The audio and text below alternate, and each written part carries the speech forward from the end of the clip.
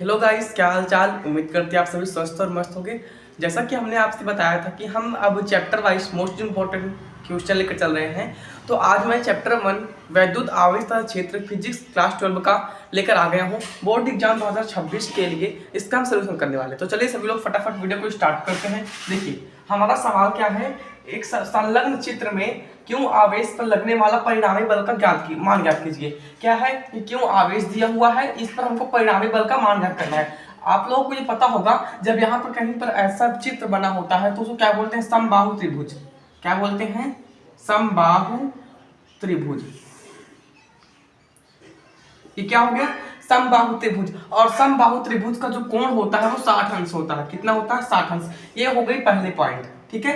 ये पहला पॉइंट है, इसको आप लोग याद कर लेंगे। समबाहु त्रिभुज कोण कितना होता है, 60 अंश प्रत्येक कोण का, ठीक है।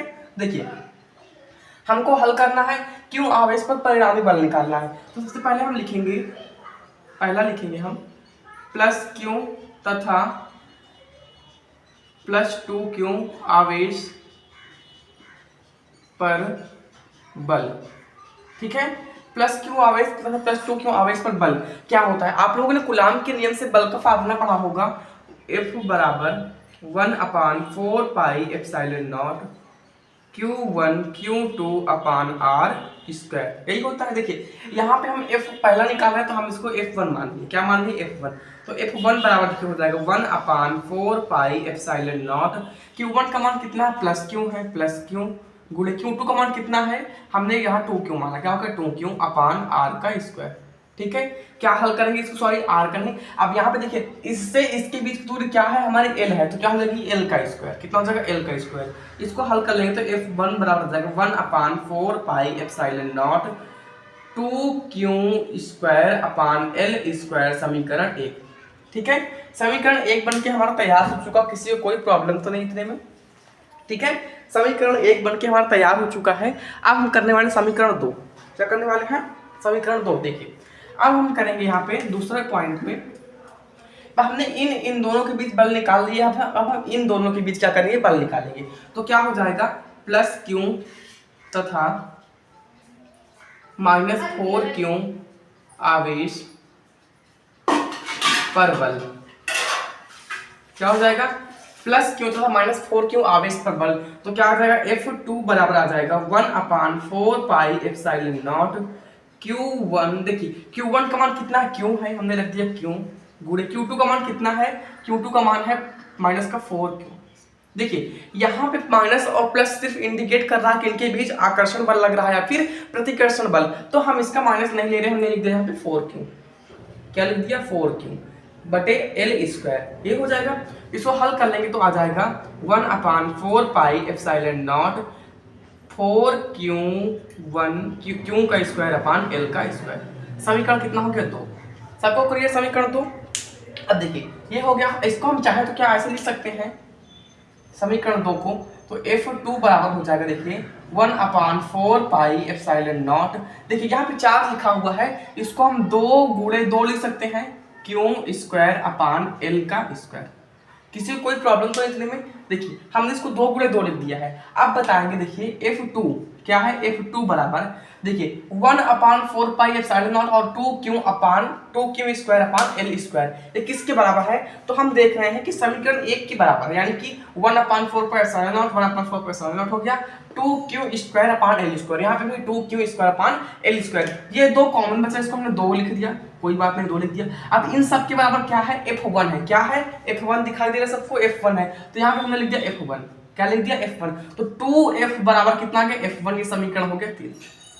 चाहे इसको बनाए चाहे हम इसको बनाए, ठीक है। क्या हो गया, 2F1 बराबर क्या हो गया, वो सॉरी F2 बराबर कितना आ गया, 2F1। सबको क्लियर, इतना सबको क्लियर। तो आप देखेंगे आगे इसकी। अब देखिए हमने समीकरण 1 और समीकरण 3 बना लिया है, तो अब हम यहाँ पे लिखेंगे परिणामी बल। क्या लिखेंगे, परिणामी बल। और परिणामी बल का फार्मूला होता है F बराबर, इसको मैंने बता रखा, आप लोगों को लर्न होना चाहिए, रूट में हो जाएगा F1 का स्क्वायर प्लस F2 का square plus 2F1 F2 cos theta. क्या हो गया, 2F1 F2 कॉस थीटा। अब देखिए यहाँ पे f बराबर हो जाएगा, अभी हम f1 का मान नहीं रख रहे क्योंकि हमको रूट से बाहर निकालना, ठीक है। तो क्या हो जाएगा f1 का स्क्वायर प्लस 2f1, क्या है 2f2 है, f2 का मान कितना आया था हमारा f2 बराबर लास्ट में निकल कर आया था 2f1, क्या आया था हमारा इतना, तो 2f2 के स्थान पर हम 2f1 रख सकते हैं, मान रख दिया हमने, क्या हो गया 2f1 का स्क्वायर प्लस 2f1 गुणे f2 का मान कितना है 2f1 गुणे देखिए cos, अब देखिए cos थीटा का मान कितना होगा, प्रत्येक कोण का कितना होता है 60 अंश होता है। यहाँ पे देखिए दो बीच हम निकाल रहे हैं, किनके बीच निकाल रहे हैं, पहला इससे बीच निकाल, दूसरा इसके बीच निकाल रहे हैं, तो 60 दुनाई का 120, यहाँ पे कितना होगा cos 120 अंश, कितना हो जाएगा cos 120 अंश। इसको हल कर लेंगे फटाफट, तो f बराबर आ जाएगा रूट में f1 का स्क्वायर प्लस इसका स्क्वायर कर देंगे तो 2 दूना का 4 f1 का स्क्वायर प्लस, अब देखिए इससे इसका गुणा कर देंगे 2 दूना का 4 f1 का स्क्वायर, यही हो जाएगा गुणे cos 120 अंश का मान होता है, यहाँ पे लिखेंगे हम, क्या लिखेंगे cos 120 अंश बराबर होता है -1/2, कितना होता है -1/2, तो यहाँ पे हो जाएगा -1/2। अब देखिए 2 एक अन्नम 2, 2 दुनाई का हम 4, हम क्या कर दिए इसको काट दिए, ठीक है, 2 एक अन्नम 2 और 2 दुनाई हमने 4 काट दिया, तो f बराबर यहाँ पे आ जाएगा, f बराबर हो जाएगा रूट में क्या हो जाएगा f1 का स्क्वायर प्लस 4f1 का स्क्वायर, देखिए प्लस और माइनस लगा, यहाँ माइनस हो जाएगा 2f1 का स्क्वायर, क्योंकि यहाँ पे ये कट चुका है, सबको क्लियर इतना 2f1 का स्क्वायर, ठीक है। अब आगे हम हल करेंगे तो f बराबर हो जाएगा रूट में, देखिए यहाँ पे प्लस में और ये माइनस, इन दोनों को जोड़ दें कितना हो जाएगा 5f1 का स्क्वायर माइनस 2f1 का स्क्वायर, ठीक है, 5f1 का स्क्वायर माइनस का 2f1, इसको हल कर लेंगे तो f बराबर आ जाएगा, देखिए यहाँ पे रूट में 3f1 का स्क्वायर, क्या आ जाएगा 3f1 का स्क्वायर, इसको हम रूट से बाहर निकाल लेंगे तो क्या आ जाएगा 3 तो निकलेगा, 3 हो जाएगा और f1 बाहर आ जाएगा, क्या हो जाएगा, तो f का मान कितना आ गया √3f1, कितना आ गया √3f1। अब देखिए हमको f1 का मान क्या पता है,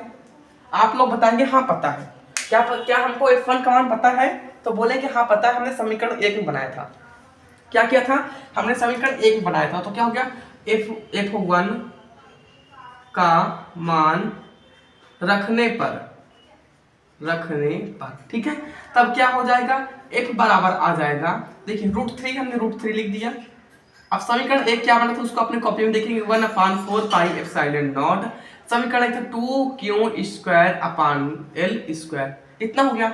चाहे तो हमको इसको आंसर यहाँ पे लिख दें या फिर हम इसके आगे भी कर सकते हैं, तो हो जाएगा f बराबर हो जाएगा 1/4 pi epsilon not 2√3q square upon l square, ठीक है। ये हमारा क्वेश्चन का हुआ सॉल्यूशन। आपको समझ में आ गया हो तो वीडियो को लाइक कर देंगे और फिर वीडियो में आगे बढ़ेंगे, ठीक है। तो देखेंगे हमारा दूसरा सवाल है, वैद्युत क्षेत्र में स्थित द्विध्रुव को घुमाने में किया गया कार्य प्राप्त कीजिए, ठीक है। कार्य क्या होता है, ये क्या है, एक समान वैद्युत क्षेत्र है, मैंने इसमें डायग्राम बना रखा है, क्या होगा कि एक समान वैद्युत क्षेत्र है, मान लो हम इसको थीटा अंश से घुमा रहे हैं, क्या कर रहे हैं, हमको θ1 था और हम इसको θ2 तक घुमा रहे हैं, θ1 से इसको θ2 तक घुमा रहे हैं, तो इस पर हमको किया गया कार्य प्राप्त करना है। आप लोग मानना तो लिख लेंगे, हम कार्य का डेरिवेशन प्रूफ करवा दे रहे हैं, सिर्फ 2 मिनट की वीडियो में लग जाएगा, ठीक है। क्या करवाएंगे, इसका प्रूफ करवाएंगे। देखिए किया गया कार्य जो होता है, घुमाने में किया गया कार्य लिखेंगे, घुमाने में किया गया कार्य बराबर देखिए होता है, कार्य को W से लिखते हैं, W बराबर हो जाएगा बल युग्म, क्या होता है, बल युग्म गुणे विस्थापन, क्या होता है, घुमाने गया का कार्य होता है बल युग्म बड़े गुणे विस्थापन, ठीक है। इसको हम छोटा सा मान लेंगे तो हमने D मान लिया, क्या हो गया dW बराबर हो गया, बल युग्म को किस तरीके से टाउ से लिखते हैं, और टाउ का फार्मूला वो पता होगा, टाउ बराबर होता है PE sin थीटा, क्या होता है, टाउ बराबर होता है PE sin थीटा, तो यहाँ पे लिखेंगे PE sin थीटा, ठीक है। बल युग्म टाउ बराबर होता है PE sin थीटा आप लोगों ने पढ़ रखा होगा। अब गुणे विस्थापन, देखिए θ1 से θ2 का क्या हो रहा है, यहाँ पे विस्थापन हो रहा है। θ1 से θ2 का विस्थापन हो रहा है, इसका मतलब है कि यहाँ पे d थीटा इसका विस्थापन हो रहा है, मतलब छोटा सा हमने मान लिया, क्या हो गया d थीटा। किसका लिखेंगे तो dw बराबर हो जाएगा PE sine theta into d theta. अब देखिए ये छोटे से के लिए आगे हम संपूर्ण के लिए निकालना है, क्या कर देंगे समाकलन, क्या कर देंगे यहाँ पे हम समाकलन से कर देंगे, तो dw बराबर हो जाएगा समाकलन p into sine p sine theta into D theta. ठीक है, ये हो गया। अब इसको करेंगे तो यहाँ पे w बराबर आ जाएगा PE समाकलन sine theta into D theta. क्या आ जाएगा समाकलन, देखिए यहाँ पे θ1 से θ2 तक, यहाँ पे एक बार देखेंगे समाकलन कहाँ से कहाँ तक, θ1 से θ2 तक जा रहा है, तो यहाँ पे हम लिख देंगे θ1 से θ2 तक। क्या लिख देंगे यहाँ पे θ1 से θ2 तक। ठीक है, इतना क्लियर सबको। अब इसकी आगे हम हल करेंगे, तो सभी लोग देखते जाएंगे, फटाफट वीडियो को लाइक भी कर देंगे। ठीक है, तो W बराबर क्या आ जाएगा, W बराबर PE है, हमने PE लिख दिया। ठीक है, तो यहाँ पे चूंकि में दिखा देंगे कि समाकलन θ1 से θ2 साइन थीटा डी थीटा बराबर होता है माइनस का कॉस θ1 से θ2। ठीक है, क्या होता है इस ये एक चूंकि है जो आप लोगों के लॉग का फार्मूला पढ़ा होगा जैसे ही, वैसे ही यहाँ पे भी होता है। समाकलन करते हैं θ1 से θ2 तक और साइन थीटा डी थीटा का, तो वो माइनस कॉस थीटा में परिवर्तित हो जाता है। तो क्या हो जाएगा यहाँ पे लिख लेंगे माइनस कॉस θ1 से θ2 तक। ठीक है, तो इसको ले सकते हैं W बराबर हो जाएगा यहाँ पे माइनस बाहर ले लिया हमने PE। ठीक है, PE देखिए जो चीज ऊपर होती है वो पहले आती है, क्या कैसा आती है, पहले आती है, तो हो जाएगा कॉस θ2 माइनस कॉस θ1। ठीक है, क्या हो गया cos θ2 माइनस cos θ1, तो W बराबर देखिए हो जाएगा यहाँ पे, हम P से इसको माइनस से गुणा कर देंगे तो हो जाएगा यहाँ पे PE cos θ2 माइनस का हो जाएगा प्लस का हो जाएगा cos θ1। क्या हम इसको इस प्रकार लिख सकते हैं, W बराबर हो जाएगा PE cos θ1 माइनस cos θ2। क्या हम इसको ऐसा लिख सकते हैं कुछ इस प्रकार से, तो बोलेंगे आप हाँ लिख सकते हैं। हमने बिल्कुल आसान तरीके से इसको हल कर लिया है। इसमें किसी कोई डाउट हो तो आप लोग कमेंट बॉक्स में जरूर बताएंगे, उसको जरूर देखता हूँ। क्या किया हमने, यहाँ पे θ1 से θ2 को हम वैल्यू दूसरों को घुमा रहे हैं, तो घुमाने में हमको किया गया कार्य प्राप्त करना है। कार्य प्राप्त करना है, कार्य का फार्मूला होता है W बराबर बल युग्म गुणे विस्थापन। तो बल युग्म का फार्मूला होता है टाउ बराबर PE साइन थीटा। तो हमने लिख दिया PE साइन थीटा गुणे विस्थापन कितना हो रहा, छोटा सा हो रहा, तो हमने डी थीटा उसको मान लिया। अब साइन थीटा और डी थीटा साथ साथ हो गए, हम इसको समाकलन कर देंगे। समाकलन करने के लिए हम कितने से कितने तक घुमा रहे हैं, θ1 से θ2 तक घुमा रहे हैं, तो हमने समाकलन में लिख दिया θ1 से θ2 तक। अब यहाँ पे ये आ गया और इसके बराबर होता है माइनस कॉस थीटा। क्या होता है, इसके बराबर होता है माइनस कॉस थीटा, इसको आप लोग याद करना पड़ेगा। यहाँ और जो ऊपर होते इसको पहले लिखा जाता, कैसे कर पहले, तो यहाँ पे θ2 पहले था तो हमने लिख दिया cos θ2 माइनस cos θ1 और इसको हमने हल कर लिया, तो हमारा आ गया W बराबर PE cos θ1 माइनस cos θ2। ठीक है, किसी को कोई डाउट तो नहीं है। तो देखिए हमारा तीसरा सवाल आता है, दो बिंदु आवेश है, क्या है, दो बिंदु आवेश +9 इलेक्ट्रॉन तथा इलेक्ट्रॉन एक दूसरे से 16 सेंटीमीटर दूरी पर रखे हैं। क्या रखे हैं, एक दूसरे से 16 सेंटीमीटर दूरी पर रखे हैं। इनके बीच हम क्यों आवेश को कहां पर रखें कि वह पूरा ग्राफ जो है बना रहे, वो एक संतुलन की स्थिति में हो, मतलब कि ना आवेश इधर जाए ना इधर जाए, आकर्षित हो ना प्रतिकर्षित हो, वो हमारा संतुलन की स्थिति में बना रहे। तो हम पहले इसका सबसे पहले ग्राफ समझेंगे। यहाँ पे क्या है, दो आवेश है, पहला क्या है +9 इलेक्ट्रॉन है, दूसरा क्या है हमारा प्लस इलेक्ट्रॉन है। ठीक है, इनके बीच की दूरी क्या है, इनके बीच की दूरी 16 सेंटीमीटर। कितनी है, 16 सेंटीमीटर। ठीक है, जो सवाल में दिया था उसी को हम लिख रहे हैं। अब क्या कह रहा है, इनके बीच क्यों आवेश को कहां पर रखें, मान लो हमने यहाँ पे रख दिया, कहां पर रख दिया, यहाँ पर रख दिया, क्यों आवेश को। ठीक है, और यहाँ से यहाँ दूरी हमने x मान ली, क्योंकि हमको पता नहीं हमने कितनी दूरी पर रखा है। अगर हम यहाँ से यहाँ दूरी इसकी x मान रहे हैं, तो यहाँ से यहाँ की दूरी क्या होगी, क्या होगी, यहाँ से यहाँ जो इसकी होगी 16 माइनस का x। क्या यही होगा, क्या मैं सही हूं, तो आप बोलेंगे हाँ सही। ठीक है, सबको ग्राफ में किसी को कोई डाउट तो नहीं है। अब हम बढ़ेंगे आगे, क्या करेंगे आगे। ये कूलाम के नियम पर आधारित एक न्यूमेरिकल है। किस पर आधारित है? कूलाम के नियम पर आधारित एक न्यूमेरिकल है। पहले देखिए हम इन दोनों के बीच हल कर लेंगे और संतुलन की स्थिति बराबर होता है। देखिए संतुलन की स्थिति होता है F1 बराबर F2। क्या होता है? संतुलन की स्थिति का मतलब होता है कि F1 बराबर F2। तो F1 का मान हम रखेंगे और F2 का मान रखेंगे तो हमारा आंसर आ जाएगा। देखिए F1 का मान हम पहले इन दोनों आवेश से निकाल लेंगे, फिर हम इन दोनों आवेश से निकाल लेंगे तो हमारा प्रूफ हो जाएगा। तो क्या करेंगे 1/4 pi epsilon not, 1/4 pi epsilon not. F1 का मान कितना होता है इसमें क्यों गुणे, और F2 का मान कितना है 9 इलेक्ट्रॉन अपान आर स्क्वायर। यहां से यहां दूरी कितनी है x, हमने x स्क्वायर बराबर F2 का मान हम इन दोनों के बीच करेंगे तो हो जाएगा 1/4 पाई एप्सिलॉन नॉट क्यों गुणे इलेक्ट्रॉन है E अपान इसकी दूरी क्या है 16 माइनस x का होल स्क्वायर।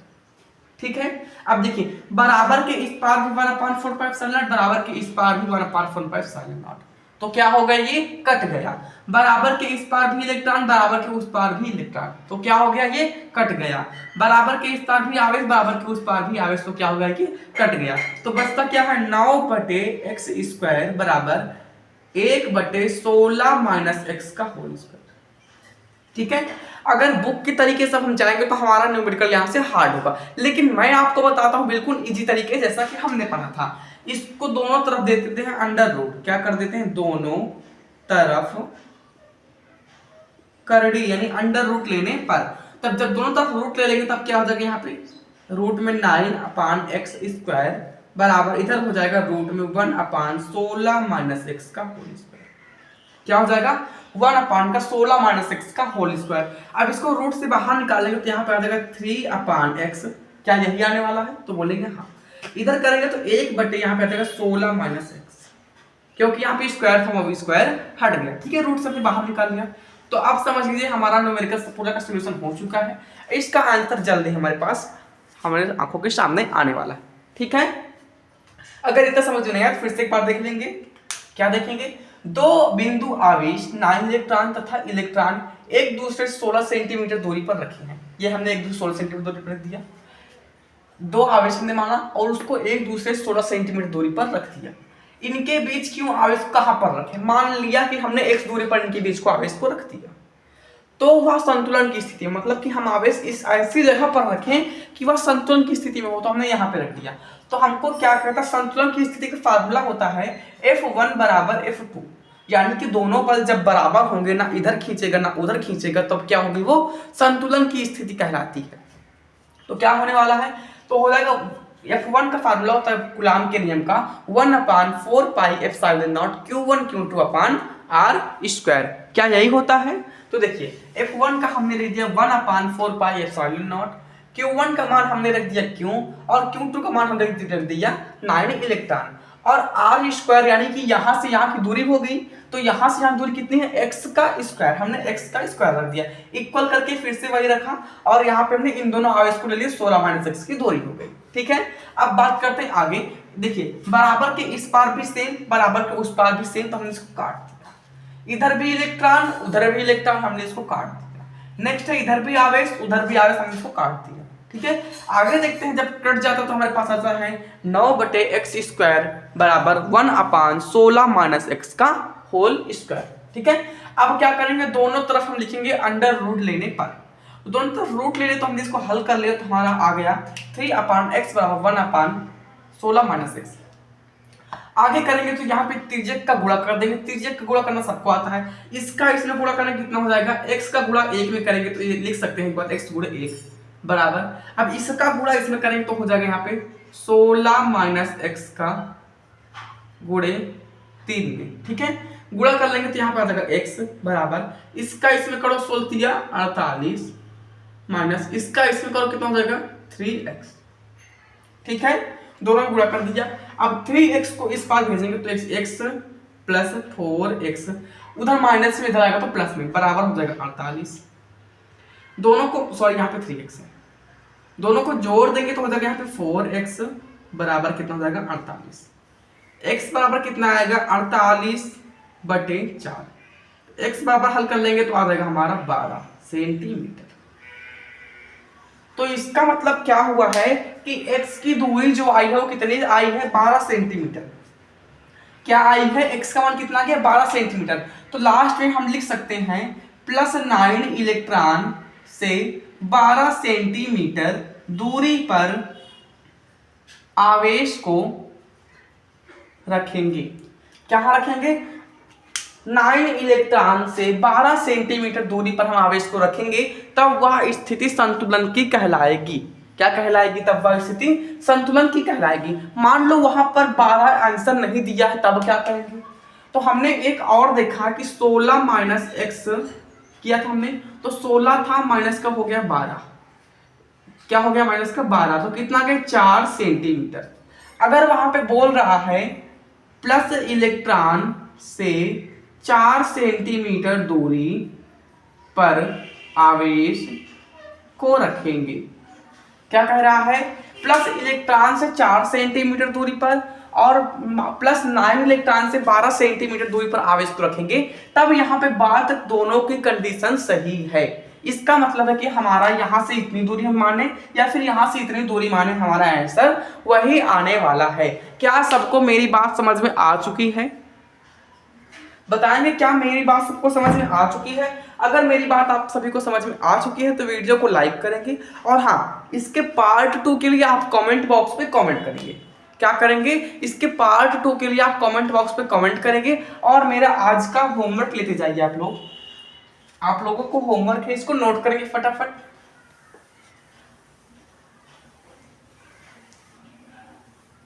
क्या है, मैं एक होमवर्क दे रहा हूं आपको, इसका होमवर्क मुझे कमेंट बॉक्स पे चाहिए। क्या चाहिए? अच्छी स्थिति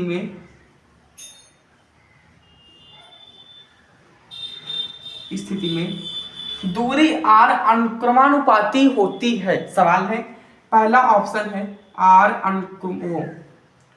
दूरी अनुक्रमानुपाती 1/r³, 1/r², 1/r⁴, 1/r0। इनमें से ऑप्शन करेक्ट होगा ए, ऑप्शन बी, ऑप्शन सी या फिर ऑप्शन डी।